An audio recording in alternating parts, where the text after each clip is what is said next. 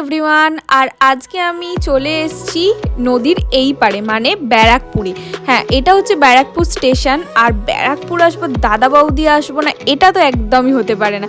তাই কিছুক্ষণের জন্য দাঁড়িয়েছিলাম, মানে লাইন ছিল, একটুখানি দাঁড়িয়েছিলাম। তারপরে আমরা সবাই মিলে চলে এসেছি একদম রেস্টুরেন্টের ভেতরে। আর আমরা যেহেতু অনেকজন ছিলাম সেই জন্য এরকম বড় একটা সোফার মধ্যে আমি মানে সবাই মিলে বসেছিলাম। আর এটা আমি ফার্স্ট টাইম এসেছি, মানে এই হোটেলটা, মানে দাদা বৌদি হোটেলটা, যেটা রেস্টুরেন্ট আছে সেটাতে আমি একবার গিয়েছিলাম, আর এটাতে আমার ফার্স্ট টাইম এসেছি।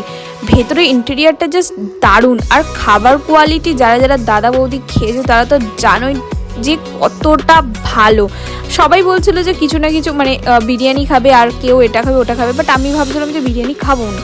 কিন্তু সবার দেখা আর বিরিয়ানি কি ছাড়া যায়, তাই চলে এসেছে গরম গরম বিরিয়ানি। আর এটা ছিল একটা চিকেনের প্রিপারেশন। তো চলো আমি খাবারটা এনজয় করি, তুমি এই লাইক করে দাও, সাবস্ক্রাইব